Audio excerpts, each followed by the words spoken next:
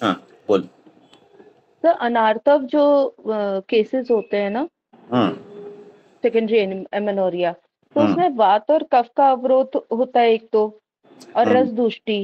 हम्म।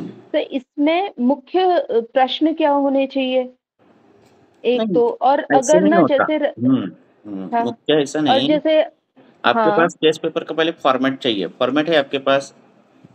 तो प्रॉपर सिर्फ अनार्थव या इसके लिए नहीं नहीं, है। ऐसे नहीं होता, क्योंकि ये हाँ, सिस्टमिक अप्रोच जो जो है वो सिस्टमिक अप्रोच जो है वो आयुर्वेद में इस प्रकार का अप्रोच नहीं है। ठीक है। जैसे स्किन की अगर केस लेनी हो तो क्या प्रश्न पूछने चाहिए, तो ऐसे कुछ नहीं है, ज्वर से लेकर सभी प्रश्न पूछने चाहिए, क्योंकि हमारा जो अप्रोच है वो पूरा बॉडी का अप्रोच है। ठीक है। जब ठीक है सर। रुग्ण को राजक्षमा रहेगा, सभी धातुओं का ये होगा, तब भी अनार्थ रह सकता है। अर्श से कुछ हाँ, अवरोधजन्य संप्राप्ति होगी, तब भी अनार्थ हो सकता है। ग्रहणी होकर धातु का परिपोषण नहीं हुआ, तब भी अनार्थ हो सकता है।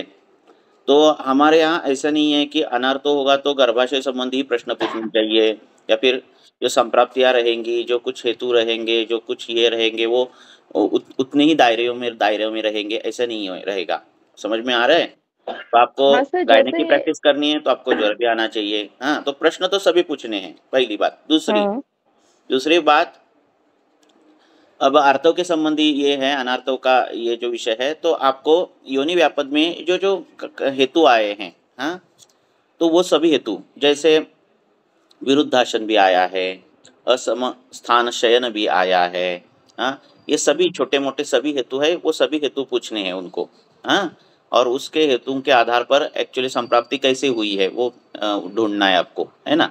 संतर्पण जन्य संप्राप्ति है, अपतर्पण जन्य संप्राप्ति है, ऐसे क्या हुआ कि अनार्तव है, ऐसे क्या हुआ कि वहाँ पे ख वैगुण्य आया है। हाँ, इस प्रकार से जो है वो आपको ढूंढना है और उसके अनुसार चिकित्सा देनी है। आपको लग रहा है कि अनार्तव है, बाकी कोई कुछ भी लक्षण नहीं है, और बाकी के सभी हेतु जो है वो पांडु के दिख रहे हैं, हाँ, पूर्व रूप जो है पांडु के दिख रहे हैं, तो आपको चिकित्सा जो है पांडु की करनी चाहिए। तो उसमें जो ठीक अनार्तव है। है वो परतंत्र अनार्तव है। हाँ, स्वतंत्र व्याधि अच्छा, पांडु है। समझ में आ रही है, ठीक। बात आ रही है? हाँ जी। तो हाँ, हाँ। ऐसे नहीं है। हाँ, मॉडर्न में ऐसा है। जैसे कोई आंखों की बीमारी का पेशेंट आया या फिर कर्ण की बीमारी का पेशेंट आया, है ना, और उसमें कर्णकस्वेद है, तो वो क्या क्वेश्चन पूछते हैं, कान को मार लगा क्या, है ना, ऐसे क्या हुआ कि कान में कर्णकस्वेद आया, इस प्रकार से उनका दायरा जो है, उनका जो लिमिटेशन है वो फिक्स रहता है, पर हमारे में ऐसा नहीं है ना। हमारे में कर्णकस्वेद जो है वो विष से भी उत्पन्न हो सकता है। वृश्चिक दंश में अभी वो कर्णकस्वेद आया है। तो हमारा जो लिमिटेशन, हमारा जो ये है, वो बहुत ब्रॉड है विचार, है ना, एंगल्स मल्टी एंगल्स है, तो सभी पूछना, इसलिए क्वेश्चन केस पेपर पूरा का पूरा एक बनाना फॉर्मेट। उसमें पूर्व व्याधि ठीक है इतिहास, सर। सद्य व्याधि इतिहास, हाँ, हेतुओं के गुण कैसे है, संप्राप्ति कैसी हुई है, उपक्षय अनुपक्षय क्या है, सामावस्था है क्या निरामावस्था है, त्वचा कैसी है, मूत्र कैसा है, मल कैसा है, दंत कैसे है, जीवा कैसी है, बल कैसा है, हाँ, ये सभी पॉइंट उसमें लिखना, चाहे वो केस छोटी हो या बड़ी हो। ठीक है ना। तो उसके ठीक आधार है पर सर। जो है चिकित्सा होगी। अ, आपका जो प्रश्न, आपका जो ये है, ये कि क्या पूछना है, मीन्स आपके दिमाग में क्या है कि अनार्थ है तो क्या क्या पूछना, तो आपको रसव श्रोत दृष्टि पूछनी है क्या, है ना, चिंता शोक ये है क्या पूछना है, अपान क्षेत्र में क्या विकृति है, ये स्पेसिफिक जो पूछना है वो ये सब पूछना है। हाँ, रस पूछना है, अपान पूछना है, मज्जा की कुछ लक्षण है वो क्या है, मज्जा क्षय या ऐसे कुछ है तो वो पूछना है।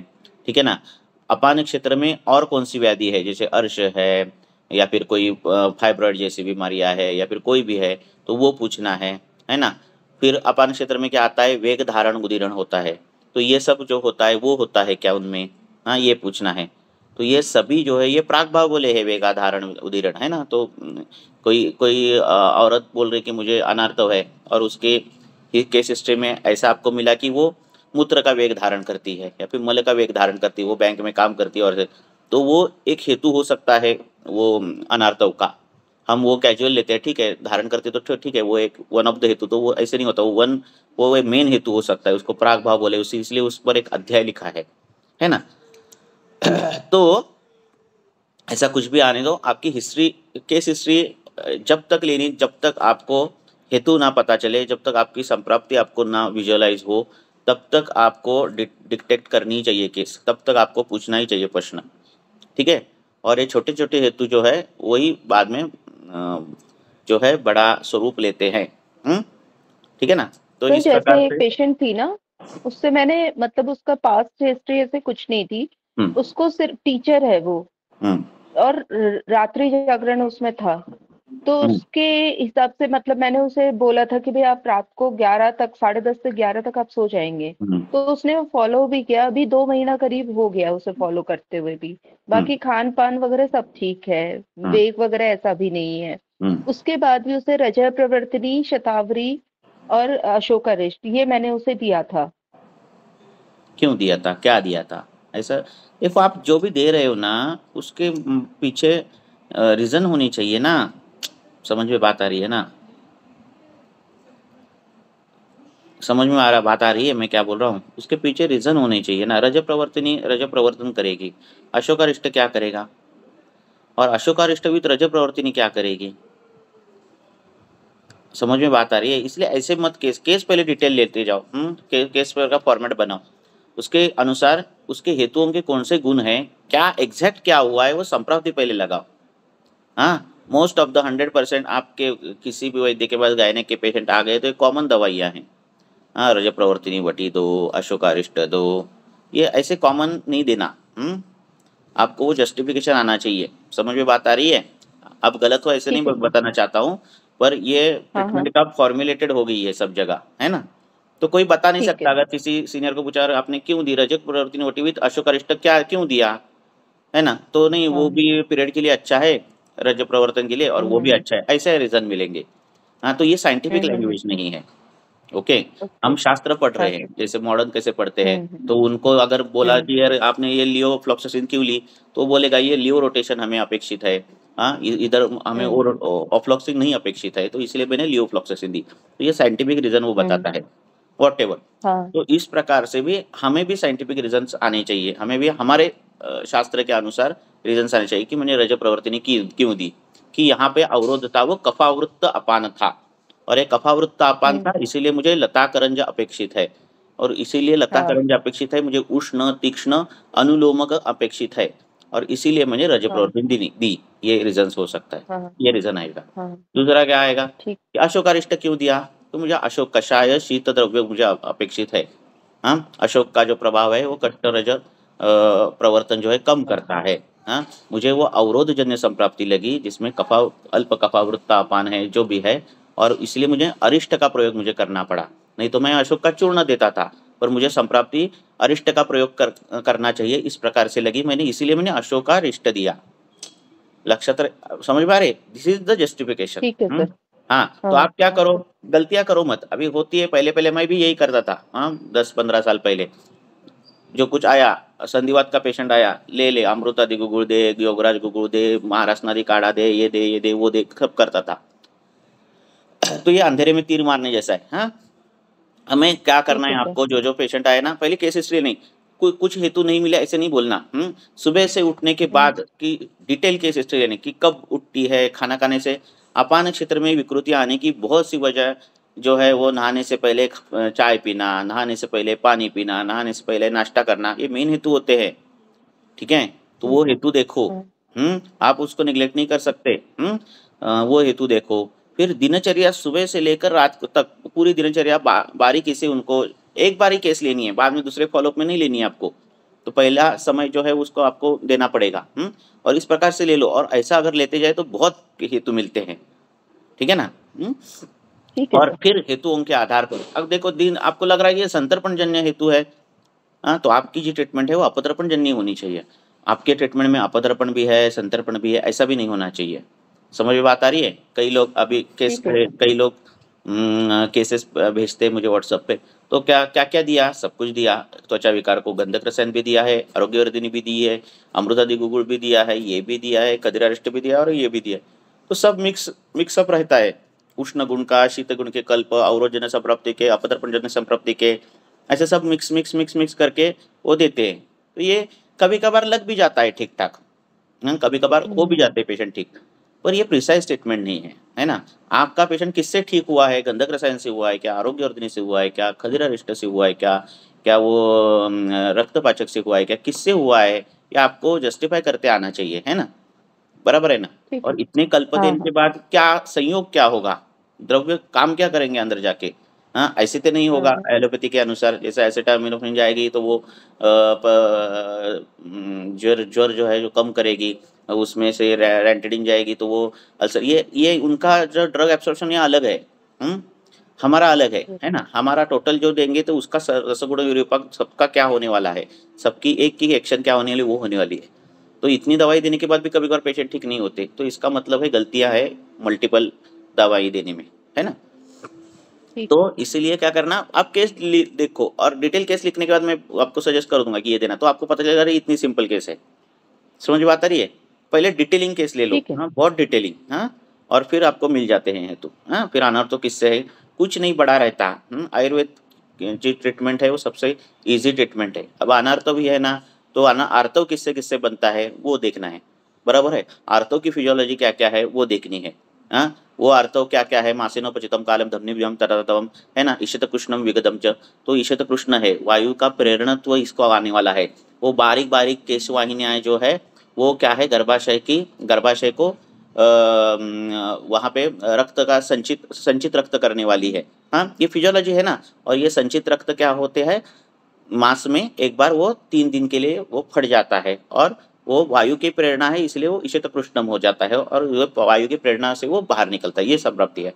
अब इसमें क्या क्या आपको देखना है, रक्त आ गया, रस आ गया, वायु आ गया, अपान क्षेत्र आ गया, गर्भाशय जो मांसमय है वो आ गया, पूरा अपान कक्ष आ गया।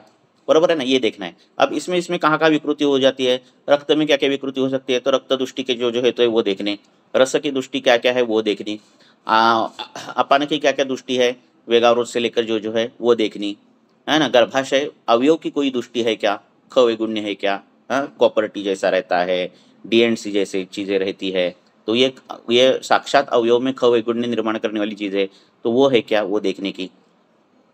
वायु का प्रेरकत्व हो गया, हाँ।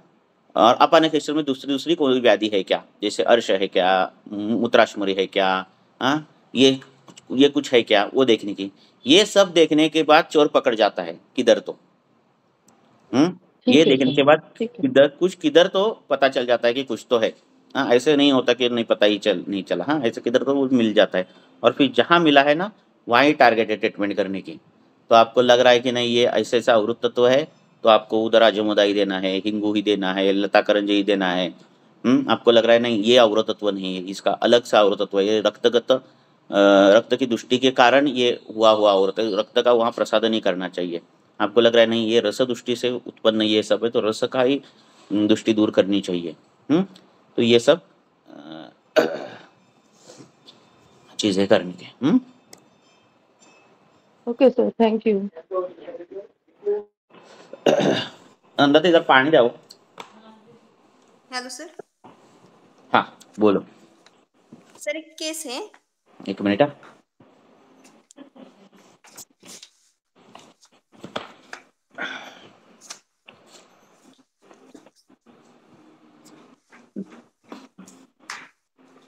बोला बोला।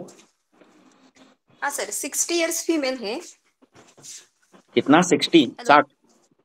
हाँ 60 फीमेल है। हम्म वेट भी ज्यादा है, 80 kg के ऊपर है। उभय पाद शूल है, शोथ है 2-4 मंथ से। चलते टाइम भी दर्द करता है। कटी शूल भी है, जाणु शूल है, शोथ है। और स्तंभ भी है, कट्टी में भी स्तंभ है। और हिस्ट्री में उसको ये मोती बिंदु का ऑपरेशन हुआ था 7 to 8 years, 7 to 8 months। तंबाकू का सेवन पहले था। और ये नी जॉइंट के ऊपर है ना, पानी का घड़ा होता है ना, वो गिर गया था भरा हम्म हुआ। हम्म और हिस्ट्री मल प्राकृत है, मलमूत्र प्राकृत है, जिह्वा साम है, स्वेद अति स्वेद है। आहार है जो नॉनवेज 3 बार खाती है वीकली। और ये मूंग मेथी वाटाना चवड़ी रहता है, चाय चपाती रहती है, ज्यादा तीखा का खाना है। दही पापड़ रहता है। टाइमिंग खाने का इरेगुलर है और सुबह 10 बजे भी सो जाती है। अत्यंबु पान की हिस्ट्री है, सुबह सुबह एक तांब्या पानी पीती है, तृष्णा ज्यादा है। और पेन किधर खाना पड़ता है जो, और पहले जो पीरियड्स आते थे ना तो 7 to 8 डेज जाते थे, कटिशुल रहता था। और पीरियड के दौरान पेन किलर का इंजेक्शन भी पीरियड अभी लेना 60 साल पड़ता की था। है ना वो? हाँ अभी बंद हो गया, हाँ 15 इयर्स पहले बंद हाँ हुआ था, बंद हो गए हैं हाँ मेंसेस। हाँ। लेकिन अभी जो सामता बहुत है, स्तंभ भी है, और ऐसे बैठ भी नहीं सकती, ऐसा लगता है अभी भी लेट जाओ, क्योंकि चलने को नहीं आता है, ओवरवेट भी है ना। हम्म। हेलो। हाँ हाँ तो बोलो, बोलते तृष्णा जाओ। भी ज्यादा है। जुआ हम्म साम है, जुआ हम्म भी साम है। और वेट है ना 80 के ऊपर है उनको। हम्म तो अभी हम्म सर ये बहुत सारे है लक्षण है, पित्त का हम्म। कोई हिस्ट्री नहीं है। हाँ, अ, पित्त की खाने कोई में हिस्ट्री बोला नहीं है था, मीन्स? अम्ल पित्त वगैरह ऐसा कुछ नहीं है उनको। हाँ ठीक है, पर अति स्वेद है और तीखा खाना है और अति अति स्वेद, अम्लपान, अति अम्बुपान है। हाँ तीखा भी है और इरेगुलर खाने का टाइमिंग है। हाँ। हम्म सुबह 10 बजे भी सो जाती है ऐसे बैठे टाइम। हम्म आलस जन्य है ना वो, वैसा हिस्ट्री है। ठीक है। और और अभी और नी जॉइंट पे भी शूल है, शोथ है, दुमड़ हाँ में ऐसे ठीक है ना। फोल्ड करने को भी नहीं आता। ओके। बस यही बत हम्म ठीक है। अब क्या करना है, अब बताइए। इसमें हाँ हो गया।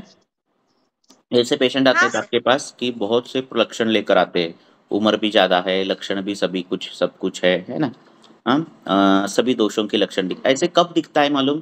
कि ये सब दिखता है कि हम अष्टांग संग्रह में तीनों दोष प्रकोपित होने वाले कारण बताए हैं। हाँ तो उसमें ये विषमासन आता है, अत्यंबुपान आता है, या ऐसे कारण आते हैं कि जिनके कारण तीनों दोष साथ में बिगाड़ सकते हैं ये कारण। हाँ तो ये कारण रुग्णों में हाँ पता चलते हैं और इसके कारण जो है हमें लक्षण संकर, व्याधि संकर ऐसे पेशेंट दिखते हैं।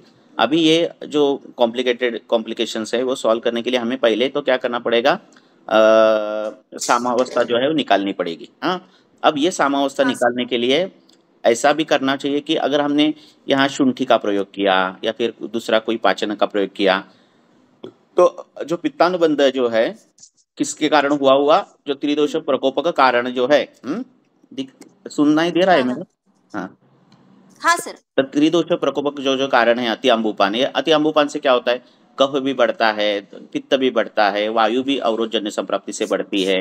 हाँ तो ये सब कुछ अभी पित्तानुबंध दूर करने के लिए अभी शुंठी जैसा प्रयोग वियोग किया तो क्या हो जाएगा, स्वेदाधिक्य भी बढ़ेगा। हाँ और जो पित्त जो लक्षण है वो बढ़ सकते हैं।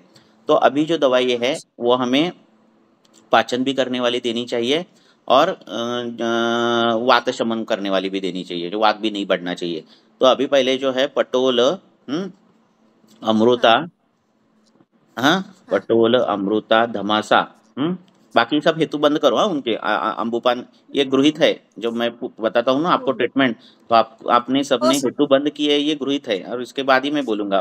बार बार ये नहीं बोलूंगा कि हेतु बंद करो, हेतु बंद करो। हाँ हम्म। हाँ, तो अति हाँ सर। अम्बुपान पहले बंद करना है, 2 ही टाइम खाना खाना है, 60 साल की उम्र है, अग्नि बहुत कम हुआ रहता है, अम्बुपान अति होने के बाद अग्नि मांद्य हो जाता है, अग्नि मांद्य होने के कारण अपाचित धातु निर्माण हो जाते हैं, अवरोधजन्य संप्राप्ति मिलती है, फिर धातु का परिपोषण नहीं होता, जितना खाना खा रहे हैं उतना शरीर को लगता नहीं, वो फिर अशक्तपना आ जाता है। हाँ तो पहले हमें क्या करना है, जो है सामता दूर करनी है। अब इस उम्र में सामता दूर करनी है। हाँ तो इस उम्र में सामता दूर करनी है तो एकदम कर्षण नहीं करना रहता है, लंघन नहीं एकदम करना रहता है। हाँ तो पटोल, अमृता, धमासा, हाँ ऐसे जो कल्प है, इनका पहले पाचन, इनसे पहले पाचन करो, ये पहले हफ्ता 10 दिन हाँ गर्म पानी के साथ दो। ठीक है। अब हाँ सर। आपने हेतु बंद किए, मीन्स अति अम्बुपान ये सब कुछ बंद करना और ये चालू करके उनको क्या बोलना कि अभी शूल नहीं आपका जाएगा। हम्म। कौन है वो? नंदताई। तो उनको क्या बोलना कि ये दवाई देने के बाद जो है आपका ये नहीं होगा, क्या शूल बिल नहीं जाएगा, तो क्या कम होगा, जो जड़त्व है, गुरुता है, पेट ढंग से साफ नहीं होता, गैस पकड़ती है, हाँ ये जो होता है, जो आपको डिस्कम्फर्ट लगता है ना, आलस्य लगता है, ये सब जो है ना आपको अच्छा महसूस होगा, अच्छी भूख लगेगी, हाँ खाना हजम अच्छा होगा। हाँ ऐसा उनको बोलो। हाँ शूल पर पहला नहीं कॉन्सेंट्रेट करना। हाँ हाँ तो बाद में ये सब उनको अच्छा होने के बाद उसका शोथ भी कम हो जाएगा। हाँ, ये आम का शोथ है। हाँ, तो शोथ भी कम हो जाएगा। ठीक है, तो ये होने के बाद अमृता, पटोल, धमासा ये 3 बार गर्म पानी के साथ देना, और एक 10 दिन के बाद ये सब सामता नष्ट होने के बाद जो है दशमूल को उसमें ऐड करना। हाँ, अब इस 10 दिन में अगर पित्त के सभी लक्षण गए, मीन्स पित्त की सभी लक्षण मीन्स क्या, अतिस्वेद गया, तृष्णा होगी तो तृष्णा गई, हाँ, भूख तो ज़्यादा लगती नहीं उसको, हाँ, तो इसलिए पित्त का विचार ज़्यादा नहीं किया है। हाँ, तो अतिस्वेद गया, तृष्णा अगर होगी तो गई, हाँ, ये सब लक्षण पित्त के जो दिखाते वो लक्षण सब गए, तो दशमूल, हाँ, अब दशमूल ऐड करना है 10 दिन के बाद, और उसमें ये पटोल जो है वो रखना है, पटोल रखना है, धमासा या फिर अमृता रखो। हाँ, और बाद में पित्त के अगर लक्षण ना हो थोड़े भी, हाँ, तो क्या करना है, देवदार और निर्गुंडी ऐड करना है। हाँ, तो देवदार, निर्गुंडी, दशमूल, पटोल, हाँ, और धमासा, इस प्रकार का जो है वो क्वाथ स्वरूप में जो है उनको देना है। ठीक है, फिर उसके बाद धीरे धीरे धीरे धीरे आपका पटोल, धमासा दूसरे तीसरे डोज में वो कम करके दशमूल, देवदार, निर्गुंडी, रासना बिसना ऐसे जो कल्प है वात शामक वो ये करने हैं। फिर चौथा पांचवा फॉलोअप जब आएगा तब उसमें दशमूल, देवदार ये सब रहेगा, और उसमें लाक्षा, आभा ऐसे कल्प जो है उसमें ऐड करने के। ऐसे ऐसे करते जाएंगे तो 2-3 महीने में वो केस, 3-4 महीने में वो अच्छे खासे ठीक हो जाती है, शोथ जाता है, चला जाता है। अब जो जानू शोथ है, जहाँ शोथ है पहले वहाँ पे शुंठी और निर्गुंडी का लेप करना। क्या, हाँ, जब शोथ रोज लेप करना। हाँ, और जब शोथ चला जाने के बाद, हाँ, फिर उसको अभ्यंग में 10 दिन के बाद, 15 दिन के बाद जब शोथ चला जाए, हाँ, वेदना नहीं, शोथ चला जाने के बाद फिर उसको कोई भी भ्रूण करने वाले तेल, धानवंतर तेल हो या फिर कोई भी जो भ्रूण करने वाला तेल हो, इससे क्या करना है, रोज तेल लगाना और सेकना, दिन में 3 बार 4 बार ऐसे करना। ऐसे करने के बाद ये जो है केस पूरी तरह के सॉल्व होती है। ये पूरा ये रहता है, हा गुंता असतो पूर्ण, तो एक एक दोरा सोडवत जायचं। आलं लक्षात? कुठे पण तुम्ही वाचा ग्रंथामध्ये, कहाँ भी आप पढ़ो कि जहाँ जहाँ आपको देखो, इस एक वात प्रकोप के लक्षण दिख रहे हैं फॉर एग्जाम्पल, और वात प्रकोप के लक्षण दिख रहे, ट्रीटमेंट आपको मालूम है कि वात शमन देनी है, दशमूल देना है, कुछ भी देना है, पर वो वात प्रकोप के लक्षण के साथ सामावस्था के लक्षण दिख रहे हैं, आम दिख रहा है, तो ग्रंथकार कभी भी ऐसा कुछ भी पिक्चराइजेशन आए तो ग्रंथकार बोलते पहले वो आम नष्ट करो। कभी भी जब जब अभी शारिस्तान पढ़ेंगे उसमें भी आएगा, तो पहले आम के लक्षण दूर करने, और फिर आम करने के बाद जो कुछ ट्रीटमेंट करनी, तो पहले ये लक्षण कम कर दो। हाँ, बुढ़ई है तो इसमें आम नहीं होगा, ऐसे नहीं होता है आम। ठीक है ना, तो क्या बोला, इस प्रकार से करो। दशमूल है, पहले क्या करना है, पटोल है, अमृता है, धमासा है, हाँ, इनका प्रयोग करो। हाँ सर। सर एक केस आहे। हाँ, समझ में बात आ रही है ना? हो सर, हो। होता क्या है कि इतने बहुत सारे लक्षण होने के बाद ना पता नहीं चलता कि करे क्या, है ना। तो जब ऐसा होता है ना, करे क्या, तो देखना है कि ये लक्षण है, अति अंबुपान है, विषमासन है, ये सब जो हेतु है वो तीनों ही दोषों का प्रकोप करने वाले लक्षण होते हैं। हाँ, इस उम्र में इतना अंबुपान करना, विषमासन करना, जो भी है वो कुछ करना, ये उम्र के अनुसार वात वृद्धि भी होने वाली है, और ये आमावस्था भी निर्माण करने वाले हैं। हाँ, तो पहले आम का ये करो, आम होने के बाद बाकी सब जो है ट्रीटमेंट चालू करने के। हाँ सर, समझ। Thank you sir. Hello sir. हाँ, बोला। सर एक केस आहे, 37 वर्ष फीमेल। एक मिनिट थांबा, लिहून देऊ। हाँ, 24 वर्ष, 37 वर्ष, 37, 37 फीमेल, तिला 20 दिवसांपासून कंटिन्युअस ब्लिडिंग आहे सर। सुरुवातीचे काही दिवस 2 ते 3 दिवस मॉडर्न मेडिसिन घेतल्या होत्या, ट्रायझेनामिक ऍसिड आणि मेफ्टास्पासचं कॉम्बिनेशन होतं. जरा आवाज मला येत नाही तुमचा। 20 दिवस कंटिन्युअस ब्लिडिंग आहे तिला? हो, आता सुरुवातीला आजपर्यंत 20 दिवस झालेत. सुरुवातीचे 2 ते 3 दिवस तिने मॉडर्न मेडिसिन घेतले होते, ट्रायझेनामिक ऍसिड आणि मेफ्टास्पासचं कॉम्बिनेशन घेतलं होतं. पॉज प्लस घेतलं, पुढे पॉज प्लस घेतलं होतं. मग त्यानंतर मग माझ्याकडे आली होती माझी ऍक्च्युली रिलेटिव्ह आहे सर. मी ट्रीटमेंट द्यायला सुरू केली. मग रक्तस्तंभक मी सुरुवातीला बीडी दिलं होतं. पण ते तरीही कमी वाटले ना, मग रक्तस्तंभक TDS केलं. अभिपत्ती वटी 1 बीडी, कामदुधा 1 बीडी दिलं. दशमूलारिष्ट आणि अशोकारिष्टचं कॉम्बिनेशन दिलं. पण सर अशी औषधं देऊन सुद्धा तिला 1 आठवड्याभरात काहीच फरक नाही जाणवला ब्लिडिंग मध्ये किंवा कमी होतंय किंवा त्याचा फ्लो कमी होतोय, क्लॉट्स कमी होतात असं काहीच वाटलं नाही. मग पुन्हा आठवड्याभरानंतर मग थोडंसं अनुवासन बस्ती दिली सर. फक्त 20 ml ची. तिला वर्किंग फिमेल आहे आणि लहान मुलं असल्यामुळे आपल्याकडे येणं शक्य नाही. मग त्यामुळे अनुवासन बस्ती दिली 7 दिवसांसाठी. 3 दिवसानंतर तिचा मला फोन आला की आता जो डार्क ब्राऊन कलर होता, जे क्लॉट्स होते ते कमी आले, पण ब्लिडिंग कंटिन्यूच आहे अजून. मग तिचे CT स्कॅनचे तिचे रिपोर्ट्स होते. USG तिनं केलं होतं 2 महिन्यापूर्वी सगळे रिपोर्ट्स नॉर्मल आहेत. फक्त कोलिटिस दाखवते रिपोर्ट्स मध्ये. कसा विचार करायचा? काय मला थोडे ऐकायला आली, पण मी सांगतो आता. 37 वर्षाची 37 साल की वो फीमेल है और उसको 20 दिन से ब्लीडिंग हो रहा है। ओके, और उसको उन्होंने क्या किया, रक्तस्तंभक वटी-बिटी दी, कामदुधा दिया, है ना, और क्या दिया, दशमूलारिष्ट दिया, अशोकारिष्ट दिया, है ना, दोनों मिक्स करके दे दिया। दोनों मिक्स करके दिया। आगे फिर कामदुधा दी थी 1 बीडी। अब देखो मैं जनरलाइज गाइड करता हूँ। देखो ये क्या हो गया, ये जो बताया ये सब लक्षण और व्याधि का स्वरूप हो गया, है ना। अब इतना ब्लीडिंग जब होता है रुग्ण को, मेरे पास भी सेम केस आई थी। अभी वो केस मुझे याद नहीं, पर इसका नाम नहीं याद, नहीं तो मैं निकालता था वो केस पेपर। तो इतना ब्लीडिंग जब होता है तो ये केस जो है वो अत्यार्तव की भी हो सकती है, उस प्रकार से भी हो सकती है, और ये रक्तपित्त की भी हो सकती है, बराबर है। हाँ, तो पहली बात, इतना ब्लीडिंग होना ये किसका लक्षण है। एक तो शरीर में द्रवत्व है वो ज्यादा है।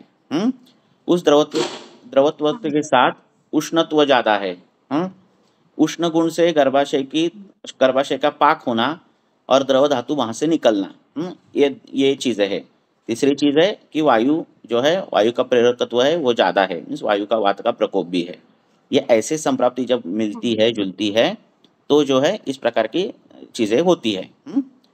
ठीक है। अब रक्तपित्त की है संप्राप्ति है क्या, वो हेतु देखने पड़ेगा ना। आपने सिर्फ ये लक्षण बताए हैं। आपको अगर वो रक्तपित्त है तो आपको वासा देना है, 3 टाइम देना है, ज्यादा मात्रा में देना है। हाँ, ठीक है। रक्तपित्त की संप्राप्ति कैसे पता चलेगा, हेतुओं के आधार पर पता चलेगा। आपको हेतु है उस प्रकार की लग रही है, वो डिटेल देखना। हेतु मिलते हैं, ऐसी व्याधियां नहीं होती। तो रक्तपित्त की इस प्रकार से हेतु, मेरे पास ऐसी केस थी और उसका निदान जो है वो रक्तपित्त किया। नहीं, उसका निदान क्या किया था, रक्तपित्त किया था, क्योंकि वो सदनम शीत कामित्वम कंठधुमायनम वमी सब कुछ दिख रहा था, और उसको वासा दिया। उसकी भी यही केस थी। उसको महीने में 2-3 बार जो है पीरियड आते थे। और मॉडर्न वालों ने ये सब कुछ किया था, वो सब कुछ किया था। तो चीजें क्या है, चिकित्सा क्या है कि आपको रुक्ष शीत, ठीक है, ऐसे कल्प देने हैं। ऐसे कल्प देने हैं। और वात का अगर प्रकोप ना हो, अगर वात का प्रकोप है तो चीजें बदलेंगी। इसमें से चीजें बदलेगी। तो सिर्फ रक्तपित्त इस प्रकार से है तो आपको रुक्ष शीत चीजें देनी है। तो रक्तपित्त की संप्राप्ति है तो वासा देना है दिन में 3 बार। कोई भी रक्तस्तंभक वटी बिटी मत दो। आपने कितना भी रक्तस्तंभन किया तो होता नहीं। बहुत से टिनेक्सिमिक एसिड से नहीं हुआ और आपके लाक्षा से क्या होगा, है ना, बराबर है। आपके इससे क्या होगा, कुछ नहीं होगा। तो आपको वासा देना चाहिए। तो पूरे शरीर का जो द्रवत्व है, द्रव भाव जो बड़ा है, जिसमें उष्णता भी है, ये सब कम करेगा वासा देना चाहिए, पहली ट्रीटमेंट होनी चाहिए। दूसरी बात जो है, इमरजेंसी लाइन ऑफ ट्रीटमेंट जब रहती है ब्लीडिंग की, तो इमरजेंसी लाइन ऑफ ट्रीटमेंट में अधोनाभि जो है आपको ठंडे पानी की पट्टियां रखनी रहती है, या फिर शतदौत घृत रखना रहता है। अब जब शालिस्थान पड़ेगा तो उसमें ये सब कुछ आएगा। तो ये रखना पड़ता है। आपने जो अश्वारिष्ट दिया वो गर्म है। कौन सा दिया, दशमूलारिष्ट और अशोक अशोक अरिष्ट, अरिष्ट हाँ, तो दोन अरिष्ट ये कल्पना जो है ना, हम्म, अरिष्ट ये कल्पना तीक्ष्ण है, ठीक है? तो चाहे वो किसका भी हो, हाँ, तो अरिष्ट कल्पना जो है तीक्ष्ण है, वो अफवाह का अवरोध निकालने वाली कल्पनाएं हैं, बराबर है ना? भूख बढ़ाने वाली कल्पनाएं हैं, तो इसका प्रयोग नहीं करना है, आपको चूर्ण का प्रयोग करना है, वो भी अपान काल में। और कौन सा अभी जो रक्तपित्त बोला है, तो रक्तपित्त की होने की शक्यताएं जो है 99% है, हाँ, तो उसको वासा चूर्ण देना है दिन में 3 बार, हाँ, सुबह, दोपहर को, शाम को, 2-2 ग्राम दिन में 3 बार, 2-2 ग्राम 3-3 ग्राम दिन में 3 बार, इस प्रकार से ठंडे पानी के साथ देना है। तो ये केस सॉल्व होने लगेगी, और सिर्फ लक्षण से सॉल्व नहीं होगी, पूरी संप्राप्ति भंग करके सॉल्व होगी। समझ बात आ रही है? ये ऐसा कुछ भी मत हाँ दो। सर रक्त स्तंभक वटी, आप देखो कारण, देखो आपने रक्त स्तंभन कर लिया, ठीक है ना, पर ये जो मात्रा है ना रक्त के आने वाली, जो कहाँ से, यहाँ से आपने बंद कर दिया, तो कहाँ से तो आएगी ना, वो कहाँ से तो दिखाएगी ना कहाँ से उसका पाए स्वरूप, बराबर है ना? हाँ, तो वो जो हाँ औरत थी ना सर हमारे पास, मेरे पास थी, उसको भी ऐसे दिया था, तो उनका क्या हुआ, वो नीचे का ब्लीडिंग रुक गया, और नाक से ब्लीडिंग आने लगा। तो ये टिपिकल रक्तपित्त है ना? हाँ, टिपिकल मार्ग रक्त मार्ग हाँ चेंज हो जाता है, हाँ, तो इसका हाँ मैक्सिमम टाइम जो ये होता है ना, तो इसमें रक्तपित्त की संप्राप्ति रहती है। कटुष्ण, तीक्ष्ण, वृषण, ये सब पाठ करो, श्लोक बाहट करो, हाँ, और ये पेशेंट जब ऐसा आता है तो वो सब रिकॉल करो दिमाग में, हाँ, तो पता चल जाता है, अरे इसने क्षार, और हाँ जो सर मेरी जो केस थी, वो काजू खाती थी ज्यादा, वो लड़की, मुझे वो केस मैं ले रहा था, और मुझे पता ही नहीं चल रहा था, मीन्स हेतु ही नहीं निकल रही थी कि वो ऐसे हुआ क्या है कि इतना क्या ब्लीडिंग हो रहा है। हाँ। समझ बात रही है? मैं पूछ रहा सर हूँ, इसकी केस हाँ, यही भी यहाँ भी वही प्रॉब्लम है, वो कुछ तो जॉब करके सुबह से 10 बजे से शाम 7 बजे क्या करती है? ट्रैवलिंग रहता है, आधा एक घंटे का आने जाने में, जॉब जॉब हाँ, हाँ, वही तो, अब देखो क्या होता है, मैं जो केस ले रहा था ना, तो वो बोल रहे थे वो हफ्ते महीने में 2 बार। आवाज आ रही है क्या? हाँ आ रही है सर।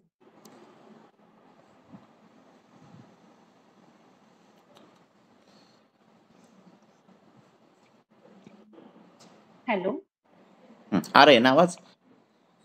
हाँ, तो हाँ आ वो रही है महीने में 2 बार, उसके 2-3 बार रजत प्रवर्तन होता था। मैंने केस ले ली, मेरा पेज पूरा भर गया केस लेकर, पर मुझे वो ऐसा रीजन ही नहीं मिल रहा था कि रक्तपित्त हो। थोड़ा बहुत रीजन मिल रहे थे, आम्बूपान है, पर इतना ब्लीडिंग होने के लिए जो स्पेसिफिक रीजन कुछ होने चाहिए, वो मिल ही नहीं रहे थे। तो मैंने और पूछा, फिर भी नहीं मिल रहे, पूरा केस पेपर भर गया, अब क्या पूछूं? फिर फिर ऐसे पूछते पूछते मैं पीछे गया कि 8वीं में क्या कर, जैसे अभी वो डिप्लोमा में थी, अभी वो लड़की, तो मैंने वो 10वीं में क्या करती थी, 8वीं में उसकी दिनचर्या कैसी थी, 5वीं में, ऐसे पीछे पीछे जाते। फिर एक उन्होंने गलती से बोल दिया कि वो ना, ऐसे मैं पूछता था ना, अलग क्या खाती थी जो नॉर्मल इंसान नहीं खाता, जो नॉर्मल इंसान ऐसी चीजें नहीं खाता, ऐसे अलग नहीं क्या करती थी वो, है ना? हाँ, कोई लोग अलग कुछ करता है ना, कई लोग चॉकलेट ही दिन भर खाते हैं, ऐसे कुछ रहता है ना। तो वो बोले कि वो काजू खाती थी, और वो 8वीं 9वीं तक काजू खाती थी। कितना काजू खाती थी? इतना इतना इतना काजू खाती थी दिन भर। और डेली फिर हाँ लिंक लगी रक्तपित्त, और फिर क्रॉस करने के लिए पूछा। फिर मैंने पूछा कि सदनम है क्या, शीतकामित्व है क्या, तो ये सब निकला। फिर मैंने लास्ट में पूछा, देखो अब मैं बोल रहा हूँ कि उसके मुंह से लोखंड की स्मेल आती है क्या, वो बताओ। तो उसकी माँ बोली हाँ आती है। तो इतना स्पेसिफिक रहता है आयुर्वेद। और फिर उन्होंने भी सिर्फ वासा दिया उसको, अभी उसका फॉलोअप आएगा 10 दिन के बाद। तो इसके लिए केस लेनी चाहिए, ठीक है हाँ, वो जब तक आपका निकलता नहीं है, तो जब तक आपको लिंक नहीं लगती कि नहीं ये, और अभी तो कुछ गड़बड़ है, अभी भी कुछ भी मिसिंग चेन है, ऐसे जब तक लगता है हाँ तब तक वही केस लेनी। हम्म ऐसे नहीं लेना। ठीक है सुबह कितने बजे उठते हो? 7 बजे, ठीक है। नाश्ता कितने बजे करते हो? 8 बजे, ठीक है। ये नहीं, ऐसे नहीं केस लेनी। हम्म, हाँ, ऐसे नहीं लेनी। हाँ, 7 बजे उठते हो तो 7 बजे से पहले कुछ खाना खाती हो, नाश्ता करती हो, चाय पीती हो, क्या करती हो, वो लेनी है ना।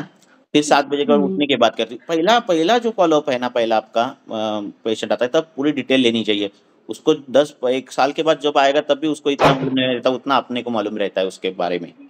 ऐसा। हाँ तो ऐसा ले ठीक है लो, सर और हो सके केस सॉल्व हो जाती है ऐसे, अत्यार्थों की। ठीक है सर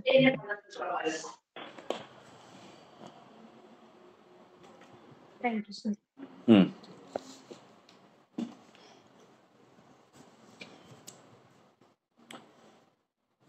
ब्लीडिंग होना है ना, ये किस में व्याधियों में है, ये देखना।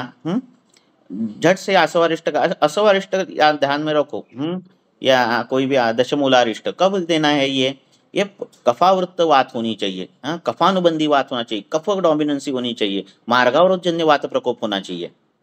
समझ में बात आ रही है ना? अग्निमांद्य किसे अजीर्ण से या फिर कफ के कारण अग्निमांद्य है, ऐसी संप्राप्ति होनी चाहिए, तब की ये कल्पनाएं है ना। तो इस प्रकार से उसका प्रयोग करना है। कल्पना भी इम्पोर्टेंट है। ये रक्तपित्त में देखो क्या है, चूर्ण कल्पनाएं हैं, है ना। क्यों चूर्ण कल्पनाएं क्यों है? क्योंकि प्रकोप ही द्रव गुण प्राधान्य है, द्रव गुण प्राधान्य संप्राप्ति है ना। द्रव गुण उष्ण गुण प्राधान्य संप्राप्ति है। गर्म पानी शरीर में घूम रहा है, इस प्रकार की संप्राप्ति है। रक्त द्रव गुण से बढ़ गया है, पित्त द्रव गुण से बढ़ गया है, उसमें हमने अगर क्वाथ दे दिया तो क्या होगा, और द्रव गुण बढ़ेगा। तो चूर्ण कल्पनाएं हैं। पांडु में संप्राप्ति रुक्ष गुण की है, तो आया क्या है, दाढ़ीमध्ये घृत आया है, घृत कल्पनाएं आई है। समझ में बात आ रही है ना। तो इस प्रकार से कल्पनाओं का भी विचार करना। और मिनिमम ड्रग्स देना है, ये ध्यान में रखो। इसके लिए मैक्सिमम केस हिस्ट्री, आपकी केस हिस्ट्री मैक्सिमम होनी चाहिए, फिर मिनिमम ड्रग्स दे सकते हो। और फिर जो रिजल्ट मिलेगा उस पर आप सेटिस्फाई भी हो गया, अरे मैंने ये वासा दिया और उसका ये हो गया, पेशेंट भी खुश हो जाता है, एक चूर्ण में आपने ठीक कर दिया। ऐसे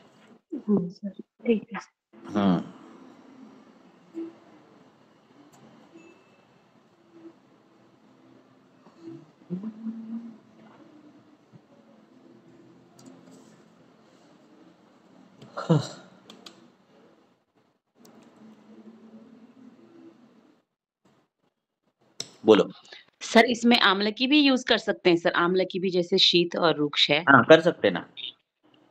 आमलकी का लेप सर अगर आपने अंतर्बाह्य मीन्स नाभि अधोनाभि आमलकी का लेप अगर दे दिया तो भी अच्छे तरह से ये हो जाता है ना। पर ये क्या हुई, लाक्षणिक चिकित्सा हो गई, है ना। लेप अगर दिया आमलकी, आमलकी तो अम्ल रस की है, बराबर है ना। और अम्ल रस जो है वो स्पर्श से शीत रहता है। क्या रहता है? स्पर्श से शीत। और उसमें भी वो उष्ण शीतवीर्य की है, तो ये कितनी ठंडी होगी, है ना। तो आमलकी का लेप जो है बहुत ठंडा रहता है, तो उसका लेप भी लगा सकते हो। शतदो तो घृत भी लगा सकते हो, इस जो भी है वो सब कुछ कर सकते हो, और पेट में भी दे सकते हो।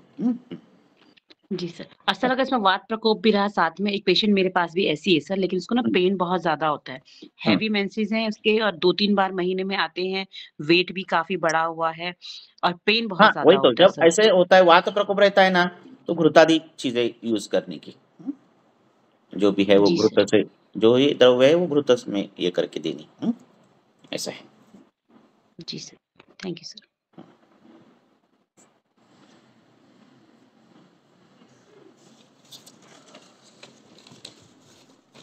सर जैसे हमारे पास कोई पेशेंट आता है और हम दवाई देते हैं, तो 1 हफ्ते में पेशेंट बोलता है कि हाँ थोड़ा आराम है, तो सर ये आइडिया नहीं आ पाता कि अब यही दवाई कब तक हमें कंटिन्यू रखनी है, कब स्टॉप करनी है। ये सर कैसे प्रैक्टिस में जजमेंट धीरे धीरे आने लगती है। जब ज्यादा से ज्यादा पेशेंट देखते हो तो कभी कभार पता भी चल जाता है कि हाँ ये व्याधि है, ठीक है आपको 15 दिन की दवाई काफी है, उसके बाद मैं चेंज करूंगा। ये थोड़ी जजमेंट की बात हो जाती है। ये जजमेंट आपके प्रदेशानुरूप है, ठीक है ना। आपके प्रैक्टिस में आप कितने पेशेंट देखते हो, इसके अनुरूप, ये सबके अनुरूप रहता है। जैसे अगर मैं 2 जगह मैं प्रैक्टिस करता हूँ, तो एक जगह अनुपदेश है, एक जगह जो है वो साधारण देश है। तो वहां पे जब मैं अगर आवृतत्व का विचार, कफावृत या फिर कफ संश्लिष्ट वात, ऐसे कफ बाहुल्य वात की संप्राप्ति को अगर मैंने कुछ देवदार दिया, या फिर कोई भी वो दवाई दी, तो वहां पे मुझे 10 दिन की अगर 15 दिन की देनी पड़े, तो यहाँ पर मुझे 10 दिन की देनी पड़ती है ना। तो ये रहता है थोड़ा बहुत। बाकी बहुत सोचने की ज्यादा जरूरत नहीं है। जैसे है ना, पेशेंट ठीक लग रहा है तो ठीक है, फिर दवाई धीरे धीरे कम करते जाओ, ऐसा है। जी सर, थैंक यू सर।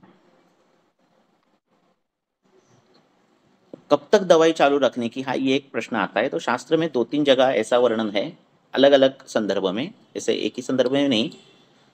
तो व्याधि को जितना समय लगा उतने महीने दवाई देनी, ऐसा आता है। सपोज एक पेशेंट है मेरे पास त्वचा विकार का, और वो बोला 6 साल से मुझे इस प्रकार से है, 6 महीने से इस प्रकार से है। तो कम से कम मुझे 6-7 महीने तो दवाई देनी पड़ेगी। इस प्रकार से। जी सर, एक पेशेंट है मेरे पास, 38 इयर्स मेल है, और उनको दोनों पैरों में, कमर से नीचे उनको बहुत ज्यादा ठंड लगती है और पेन होता है। और साथ में बहुत डलनेस है, भूख बिल्कुल भी भूख नहीं लगती है, वेट भी बहुत कम है। हाँ, तो क्या किया जाए सर इसमें? हाँ, ठंड लगती है और क्या लगती है बोले? शूल सर है। पैर ना ठंडे रहते हैं।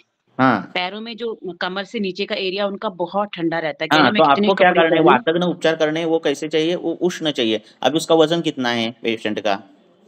वजन सर 48 के आसपास है। 48 कम है? जी सर, वजन भी कम है उनका, भूख बिल्कुल नहीं लगती है। हाँ। आम के लक्षण भी दिख रहे हैं उनमें, वात के भी हैं। तो नहीं, आम जी के लक्षण पहले तो सामता दूर करने की। अभी शीत गुण के है और ये है, तो शुंठी का प्रयोग आप कर सकते हो। हाँ, शुंठी क्या है?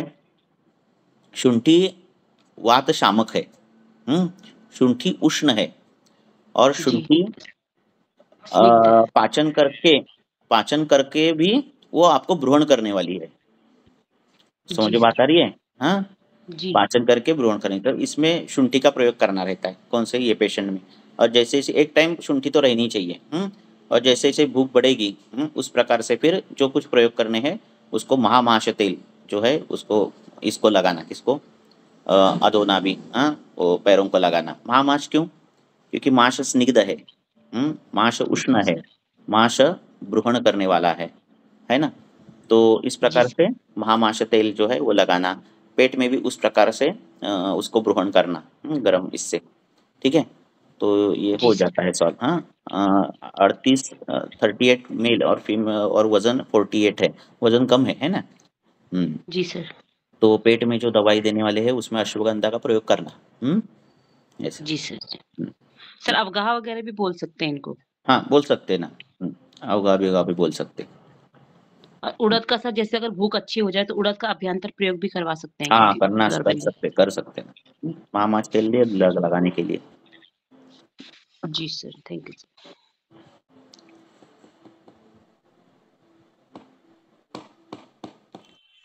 प्रणाम सर। Hello sir. हेलो। अब किसने आपको पूछा महामाशी क्यों आपने किया, है ना? हाँ, कोई चंदन बला लाक्षादी क्यों नहीं किया? तो आपको जस्टिफिकेशन आता है देने के लिए। क्यों? क्योंकि जो उसका जो शूल है वो, और जो गुण है वो शीत प्रधान वात संप्राप्ति है ना? उसको जो प्रीति है वो उष्ण गुण की प्रीति है, को रुग्ण को, है ना?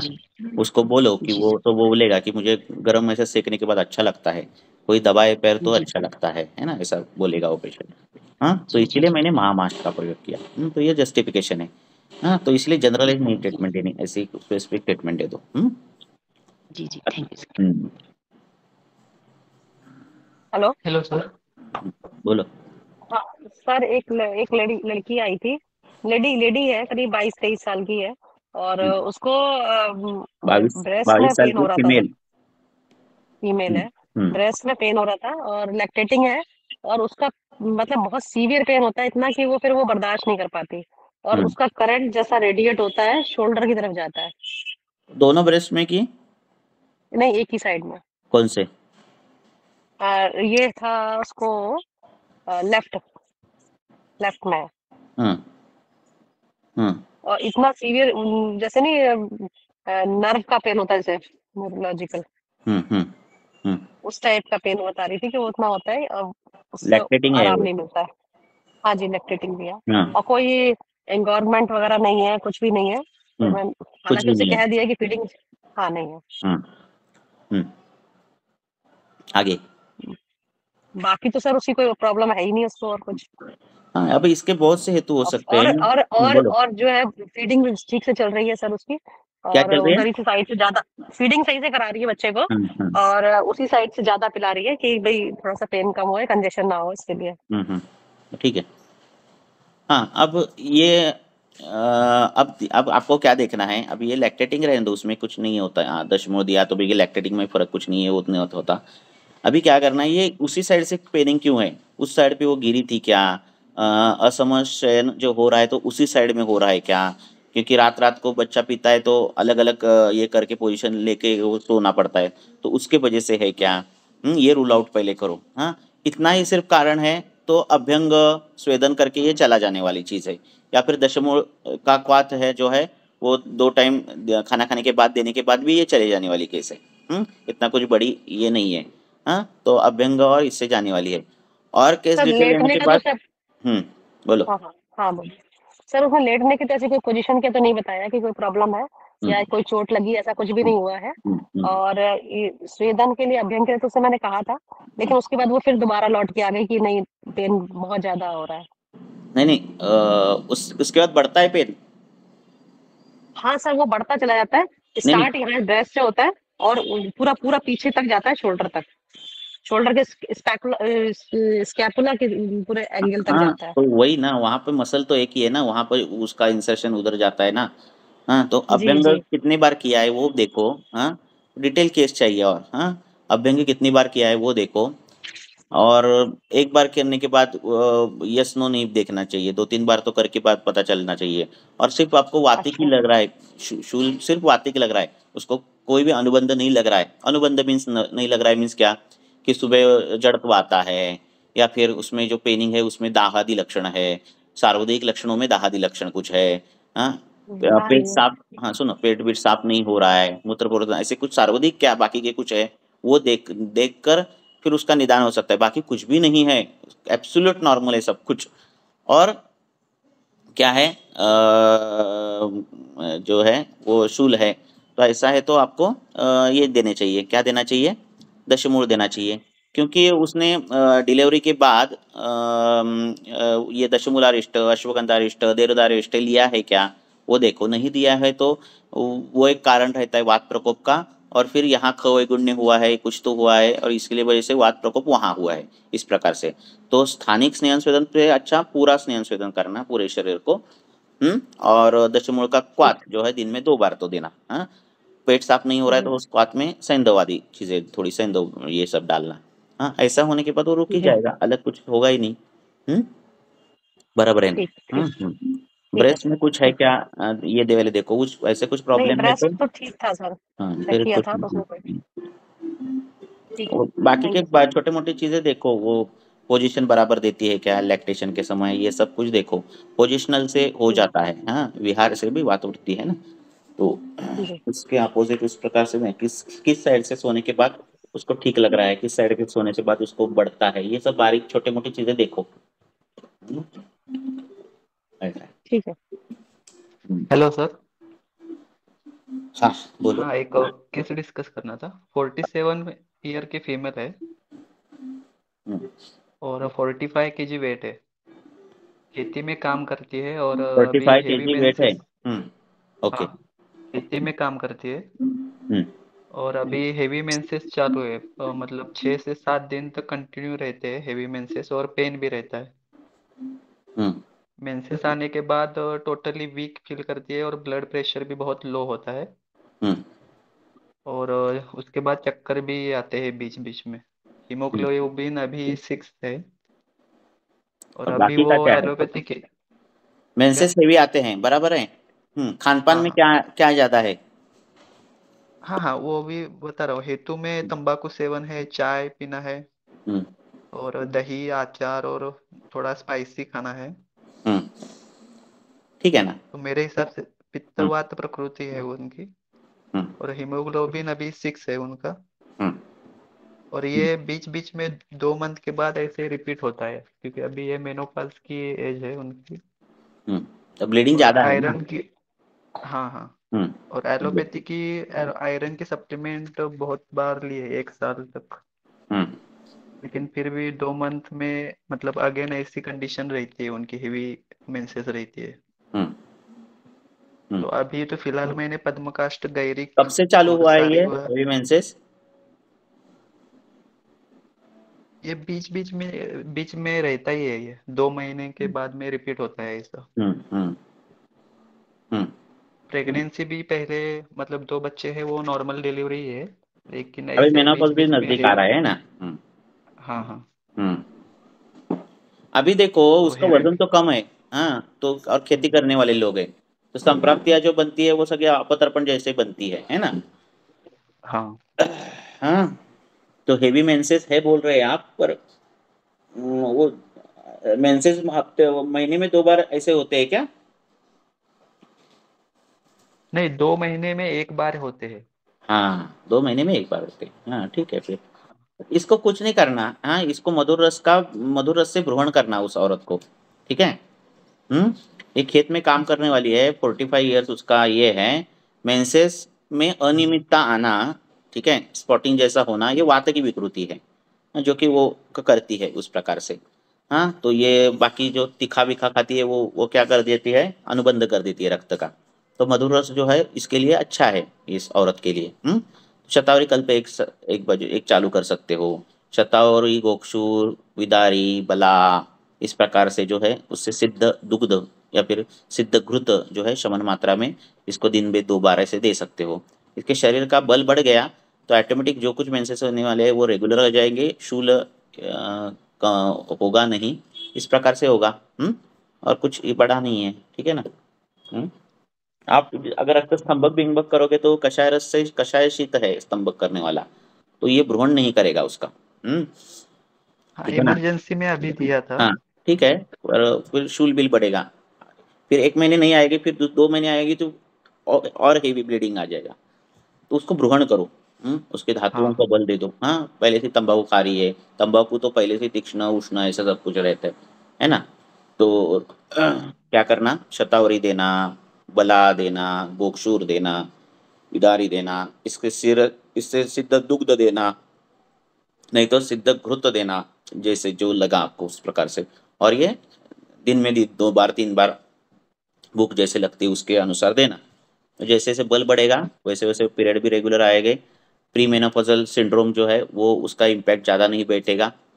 हाँ, और बल बढ़ेगा तो कष्टार्थों का भी ये नहीं होगा, उनको शूल नहीं होगा, ये सब कुछ हो जाएगा। मैंने इसमें पांडु प्लस रक्त पित्त ऐसे सोचा था। नहीं, ब्लीडिंग महीने को आ रही है और 10 दिन आ रही है, ये फिर द्रव गुण बाहुल्य संप्राप्ति है ना। 2 महीने में आती है और हेवी आ जाती है। हाँ, ये बात प्रकोप की है, बराबर है ना। अवरोजन तो हेतु बंद कर दो जितने कर सकते हो उतना। और मधुर एक देखो, सामान्य रूप से केस को डिवाइड करो। पहली बात, अगर कुछ नहीं हो रहा है तो सामान्य रूप से मीन्स क्या, केस मेरे संतर्पण जन्य है क्या अपदर्पण जन्य है, बराबर है ना। खेती करने वाले लोग, कम खाना ज्यादा काम, हाँ, ये लोग, और ये ऐसा भी कर रहे हैं और दिख रहा है उनका वजन भी कम है, बराबर है, ये सब दिख रहा है, तो ये अपदर्पण जन्य संप्राप्ति बैठती है। तो उनको संतर्पण करके ट्रीटमेंट करना। हाँ, दूसरे वाइस वर्सा कि आपको दिख रहा है इस प्रकार की संप्राप्ति, तो उसको अपतर्पण करके ही वो कुछ है वो जो करना है। हाँ, ये पहले मेन डिवाइड में करना। जैसे हम सृष्टि में सजीव डिवाइड करते हैं, सजीव और निर्जीव, फिर सजीवों का क्लासिफिकेशन करते हैं ना, उस प्रकार से पहले ये डिवाइड करो और फिर चालू कर दो।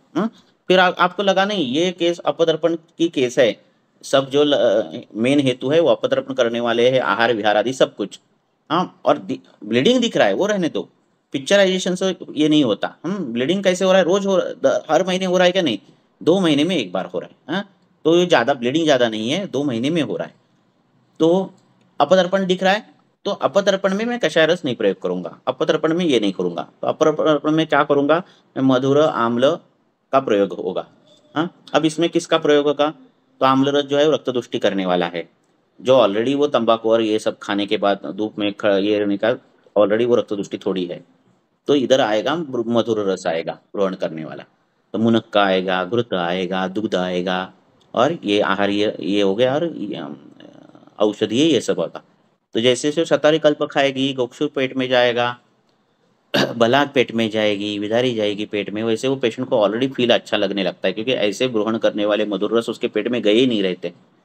और जो ऐसे जाने के बाद, और सुपारी पूग खाते हैं लोग, तंबाकू खाते हैं, है ना, तो अवरोध नहीं रहता। हाँ, उनमें कुछ रक्तदुष्टि रहती है। तो ये ऐसे मधुर रस जाने के बाद जो संतर्पण होने लगता है, धातुओं का परिपोषण होने लगता है, उसका पेशेंट बोलता है मुझे बहुत अच्छा लगने लगा है, क्योंकि कहीं कभी गया ही नहीं रहता ऐसा मधुर रस ग्रहण करने वाला, है ना। तो धातुओं को तो चाहिए, ऐसा रस जाना, है ना। तो ये जाएगा तो फिर सब कुछ ढंग से होगा। ठीक है sir, okay, thank you sir मैं आणि काही सांगू का? सांगा की।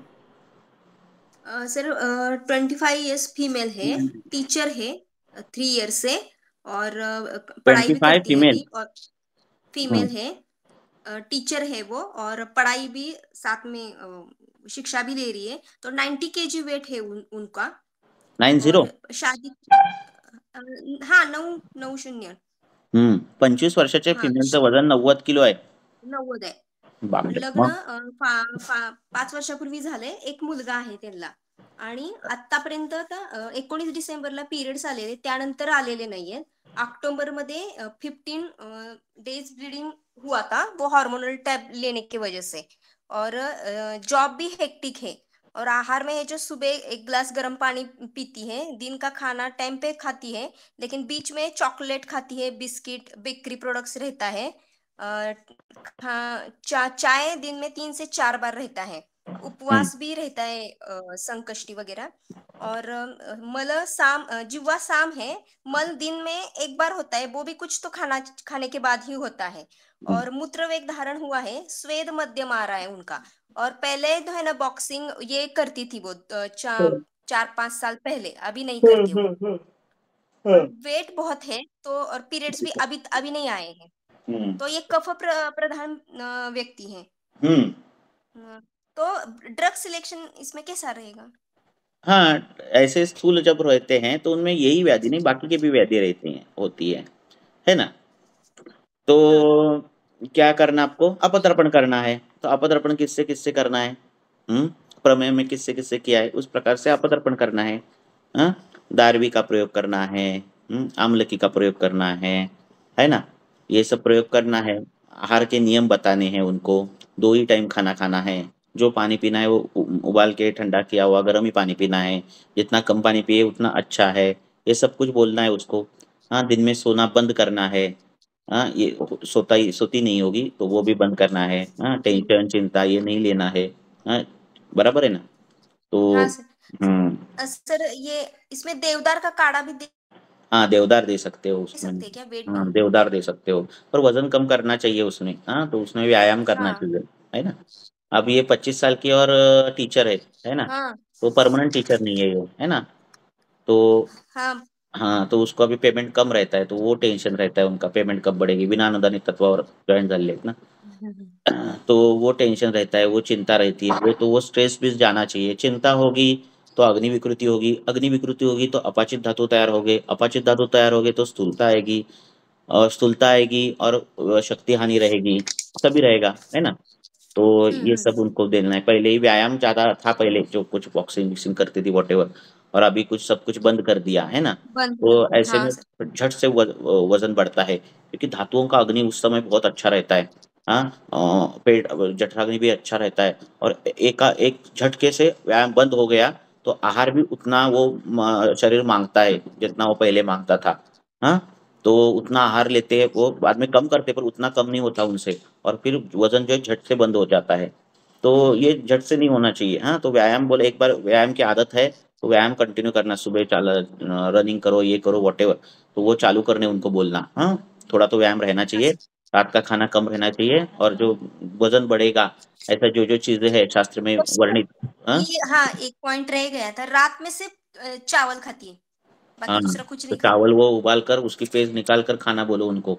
हाँ, ऐसे करो, नाही तर वो भर्जन करके वो चावल खाना, भाजायचे आणि खायचं हाँ ते तांदूळ।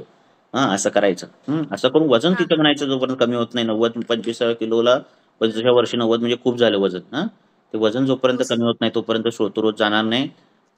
हेच काय आणि कुठल्या-कुठल्या व्याधी होतील, आहे की नाही? हो सर, एवढी स्रोतस्स सूक्ष्म-सूक्ष्म असतात, एवढा मेद साठायला लागला शरीरात, कुठलं किती अवरोध होत असणार विचार करा, आहे की नाही? किती काय-काय होणार हो शरीरात. सर, तर सांगायचं तसं त्यांना. हाँ सर,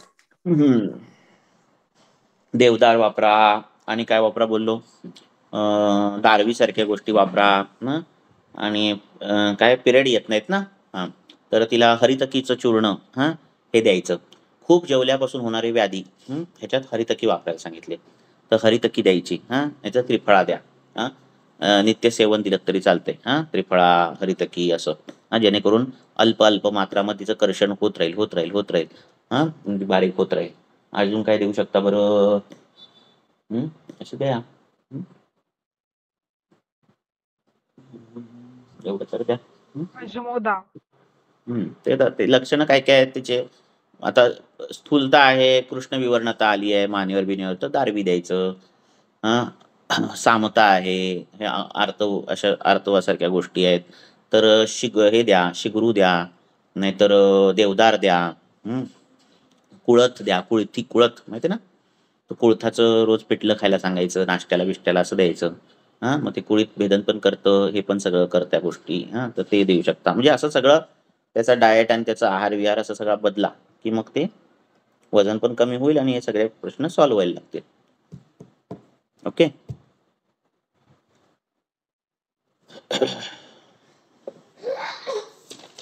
हॅलो झालं काय? बोला. सर, एक पेशंट आहे. वय आहे 48 वर्ष, फिमेल आहे आणि वजन आहे 48 फिमेल आणि वजन 79 वर्ष. त्यांना वजन 13 वर्षांपासून 79. 13 वर्षांपासून ना सर गुडघ्यांमध्ये खूप पेन आहे, म्हणजे दक्षिण जाणूशूल जास्ती आहे आणि तेव्हापासून त्यांनी टोफाजेट टॅबलेट सुरू केली आहे, BD 5 mg. मलप्रवृत्ती असम्यक आहे, अग्निमांद्य आहे, जिभेवर खूप सामता आहे, उदरगौरवता आहे आणि मासिक रज प्रवृत्ती 2 महिन्यांतून एकदा येते किंवा आली तरी पण मग खूप हे जातं, क्लॉट्स असतात आणि दुर्गंधीयुक्त असतं आणि बऱ्यापैकी पेशंट पित्ताचेच वाटते आणि खंडित निद्रा खूप खंडित आहे आणि काही खाल्लं की तिला ऍसिडिटी खूप होते. अशा पद्धतीचं आहे आणि बीपी तिचा 150 110 होता. असं आहे. उपवास खूप करायची, आता काही जास्ती करत नाहीये, म्हणजे आता बऱ्यापैकी बंद आहे. पण तिची टॅबलेट ती टोफाजेट आहे आणि तिने खूप मेडिसिन्स ट्राय केले सर, ॲलोपॅथी पण, होमिओपॅथी पण, सगळीकडे जाऊन वजन आलेली. खूप आहे तिचं, 80 किलो आहे हे ना. हो हो हो हो. मग तिला त्या मुख्य यांचे आहार विहारच व्यवस्थित नसतात पेशंटचे आहे ना. तर व्यवस्थित 2 टाइम कुठलं तरी काहीतरी ऐकतात, मग लंघन तर एकदमच लंघन करायचं, एक तर अति प्रमाणातच करायचं काहीतरी, कोणतरी असं सांगितलं की तसं करायचं. तर सांगा ना तिला, ती आहाराचे 2च टाइम जेवायचं हे सगळं सांगा. आहाराचे नियम बियम सांगा. आणि दुसरी गोष्ट काय करायचं, पित्ताचा त्रास बिस आहे ना, तिचं पाचन करा, ती सामता आहे ना तिच्यात, तर पाचन पटोलाने करा.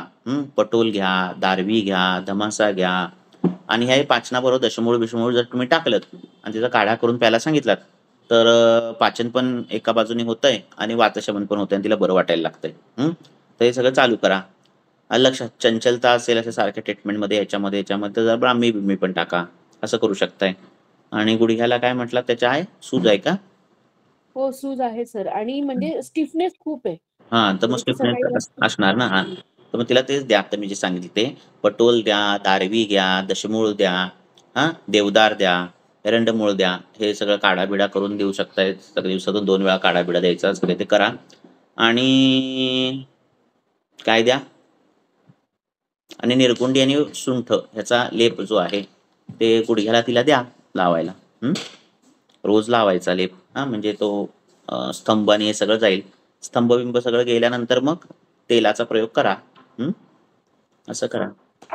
वेळ लागणार, स्थूल पेशंट बरे व्हायला वेळ लागतात, म्हणून तर शास्त्राने सांगितलंय ना, हे की नाही.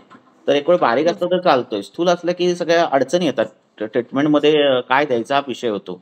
ग्रहण करायचं म्हटलं तर वजन वाढतं, कर्षण करायचं म्हटलं तर वातप्रकोप होतो, है की नाही. असं अडकाअडकी होते सगळी, है ना. निर्गुंडी सुंठी गरम करून त्याचा लेप लावायचा त्याचा, ते त्याच्याने काम होईल. कोमट पाण्यात मिक्स करून लावायचा लेप. ठेवायचा, रात्रभर ठेवला तरी चालतंय, रात्रभर पाचन होतंय. हो सर. शिजवायला नको सांगू ना, फक्त गरम पाण्यात टाकून गरम पाण्यात मिक्स करून लावायचा, रोज लावायचा सुंठ देवदार गुडघ्यांना. हो सर. चला थांबूया सर. सर विचार. सर, पेशंट एक आहे सर, तिचं आता एज आहे 28 इयर्सची आहे सर, ती ऍडव्होकेट आहे आणि सर 12व्या वर्षी तिला कांजिनी आल्या आणि सर त्याच्यानंतर तिला जे पिरियड सुरू झाले ना तिच्या आईने सांगितले की हिचे पिरियड्स एकदा सुरू झाले की ते म्हणजे 15 दिवस 20 दिवस त्याच्याशिवाय ते थांबतच नव्हते. आणि सर आता तेव्हापासून तिला तशीच हिस्ट्री आहे की ब्लिडिंग सुरू झालं की ते हेवी ब्लिडिंग होतंय आणि पहिले 5 दिवस स्पॉट्स ब्लिडिंग असते. नंतर मग आता तिची मी हिस्ट्री घेतली तर तिने एक 15 दिवसापासून सर पेशंट माझ्याकडे आहे. सर पहिले 5 दिवस स्पॉट ब्लिडिंग होते, नंतर जे क्लॉट्स पडतात ते अगदी हॉट असतात, स्मेल येतो त्याला, डार्क ब्राऊन कलरचं असतं. आणि सर लहानपणापासून तिला युरिनेशन आहे ते मूत्रप्रवृत्ती पण सदा सर तिला असते. आणि पिरियड्स थांबले एक 20-25 दिवसानंतर की परत व्हाईट डिस्चार्ज चालू होते, ते पण वॉटरी असतं. आणि सर ती ऍडव्होकेट आहे आता सर, त्यामुळे ती मला म्हटली की रात्री मी झोपले तरी पण कंटिन्युअस मला अशी साऊंड स्लीप काय कधी तिला लागत नाही. मग सर तिला मी माझ्याकडे आली तेव्हा सर ते ब्लिडिंग थांबतच नव्हतं. मग सर तिला मी ते चंद्रप्रभा गिरीज आणि सर जम्बू चूर्ण दिलं सर, जम्बूत्वकचं दिवसातून 4 वेळा. मग सर तिचं ब्लिडिंग म्हणजे हळूहळू कमी आलंय. खरं सर मी दिवसातून तिला आता सर 4-5 पुड्या दिल्यानंतर जर 3 वेळेस जरी ती घ्यायची विसरली, 2 वेळा जरी घेतलं तरी सर तिला की परत ना म्हणजे ब्लिडिंग स्पॉट ब्लिडिंग वगैरे असं चालू होतंय. आणि ऑलरेडी सर तिनं वमन विरेचन, उत्तर वस्ती वगैरे सर सगळं पेशंट करून आलेलं आहे सर. मी तिला सर जटामांसी फांट वगैरे पण सगळं चालू केलंय. आणि सर तिला मी हे पण दिलं सर, म्हणजे चातुर्थक एक दिलेलं सर, गोक्षुरादी दिलंय, चंद्रप्रभा गिरीज आणि सारिबा पण सर, म्हणजे क्लॉट्स तिला खूप होते म्हणून सर सारिबा मंजिष्ठाचा पण तिला फांट घे म्हटलं, हे चालू केलंय असं सर. मग सर मग आता सर पुढं लाईन ऑफ ट्रीटमेंट कशी देता येईल? नाही, काय तर हेतू अजून तिची चालू आहे लक्षात. तिला हे बघा, ते आता तिला घाम खूप येतो का? हा सर, म्हणजे हातापायला तिला घाम असतो. बस. हा, डोळ्यांची आग होणं, असं लघवीची आग होणं असं आहे का? हो सर. हा, भूक खूप लागते का तिला? भूक नाही लागत आहे. भूक लागत नाही तिला? नाही, भूक लागतच नाही तिला, म्हणजे कमी आहे एकदम? नाही लागत सर. बरं, ठीक आहे. आता मला सांगा ती, भूक कमी. ठीक आहे. आता ती तापट आहे का खूप? चिडकी? हा सर, हॉट टेम्पर्ड आहे. तिच्या आई म्हटलं हिला राग लगेच येतो. बस. हा, चिडकी आहे. हा, ठीक आहे. आता आणि हे झालं, आणि गॅस बीस पकडतोय का जास्त तिला? नाही सर, सकाळी उठल्या उठल्या पहिल्या 5 मिनिटांमध्ये लगेचच पोट तिचं साफ होतं. पोट साफ होतंय म्हणजे सर सामता, हा म्हणजे सर जिभेला सामता वगैरे असं काही नाहीये. जिभेला सामता नाहीये. आता हा बोला. आता तिचं ते ज्वर, पूर्वी हे सगळं काय बरं, गोवर कांजण्या हे सगळं येऊन गेलेलं आहे. या गोवर कांजण्याने या गोष्टींमुळे रक्तामध्ये उष्णता खूप काळ राहते लक्षात. आणि ही उष्णता नंतर काहीतरी हेतूंचं बळ मिळालं, काहीतरी हे मिळालं की ती उष्णता तिथून बाहेर पडायला बघते, नाहीतर काहीतरी व्याधी करायला बघते लक्षात. तर आता ही उष्णता जर कमी करायची असेल तर ज्वरामधले पित्त ज्वराची जी औषध ती पहिला द्यायची. पित्त ज्वरामध्ये काय काय आलंय माहितीये तुम्हाला? नाही. तर परपटक आलेला आहे, वासा आलेला आहे, धमासा आलेला आहे, चंदन आलेलं आहे. तर ही औषधं द्यायची आणि ती हीट पहिली कमी करायची. हीट कमी झाली की कुठेतरी पाक होणार, कुठेतरी काय होणार, ते सगळं थांबतं. आणि मग त्याच्यानुसार काय करायचं, बाकीची जी लक्षणं आहेत त्यानुसार मग नंतर ट्रीटमेंट करायला घ्यायची. एकदम मल्टिपल करू नका. पहिला आधी तिचं ज्वराची औषधं काही दिवस द्या तिला. आणि मग हे स्वेदाधिक्य कमी झालं पाहिजे, चिडचिडेपणा कमी झाला पाहिजे. हे सगळ्या गोष्टी कमी झाल्या की मग आता पिरियड कसे येतात, काय येतात हे बघा आणि मग त्याच्यानुसार ट्रीटमेंट करा. लक्षात. तिचं वजन 28 वर्षाचं आणि वजन किती आहे तिचं म्हटलं? 50 किलो आहे सर. नॉर्मल आहे. तर ते करा, पहिला करा. सर युएसजी मध्ये ना तिचं रेट्रोव्हर्टेड युट्रस आहे. बरं, असू दे. तर हे पहिला करा. तो आता अँट्रोव्हर्टेड तर बाकीचा काही विचार न करता पहिला आधी ज्वरातली औषधं द्या. परपटक, धमासा, चंदन, वासा, याचा हिम, फांट, क्वाथ, काय तुम्हाला जे योग वाटेल त्या पद्धतीने ते सुरू करा आणि ती हीट पहिला कमी करा. आणि हीट कमी झाली, ही उष्णता मुरते शरीरात लक्षात, खूप काळ राहते असे ज्वर झालेल्यानंतर. तर ती कमी झाल्यानंतर मग काय लक्षणं दिसतात त्या लक्षणानुसार काम करा. मग तुम्हाला ग्रंथी आर्थो फक्त दिसत असेल तर मग ग्रंथी आर्थोचं पाटा, कुटज आणि त्रिकटू हे सगळं आहे ते आपण काढी द्या. आणि मग ग्रंथी आर्थो गेला की ती नॉर्मल झाली आलं लक्षात? तर बाकीचा काहीच विचार करू नका आणि तिचे हेतू बितू काय आहेत अजून ते बंद करा. सकाळी ध्यान, धारणा, योगा, प्राणायाम काय करायचं असेल ते करायला सांगा. चिडचिडा स्वभाव म्हणजे क्रोध ह्या हेतू पण आहे आणि कारण पण आहे. म्हणजे सॉरी, कारण पण आहे आणि हे पण आहे. क्रोधामुळे पण पित्तप्रकोप होणार आणि पित्तप्रकोपातून क्रोध पण होणार, असं दोन्ही आहे. तर ती चिडचिडेपणा होत असेल तर त्याच्याने पण परत पित्तातली उष्णता वाढणार हे तिला सांगा आणि पित्तातली उष्णता वाढल्यामुळे पण तुला क्रोध येतो हे पण सांगा. त्यामुळे ती जितकं तिला कमी क्रोध करता येईल, जेवढं ध्यानधारणा करता येईल, जेवढं मनाला शांत ठेवता येईल तेवढं शांत ठेवायला सांगा तिला. ठीक आहे. आणि एकदा हे पाचन विचन झालं ज्वरातलं की मग नंतर तुम्ही जे काय द्याल त्याच्यामध्ये मग ती वकिलीचा पेशा आहे तर ब्राह्मी घृतासारखे घृत जे आहे ते उदान काळी असं द्यायचे संध्याकाळच्या वेळेला आणि ग्रंथी आर्थवचा योग आहे तो आपण काळी द्यायचा. असं करून केस ती सॉल्व्ह होईल. आलं लक्षात? मग नंतर ब्राह्मी तिला जरा खूप काळ अशी द्या म्हणजे जेणेकरून तिचं मंद गुणाने ती शांत पण होईल आणि सगळंच होऊन जाईल असं. Thank you sir. ठीक आहे, चला थांबूया.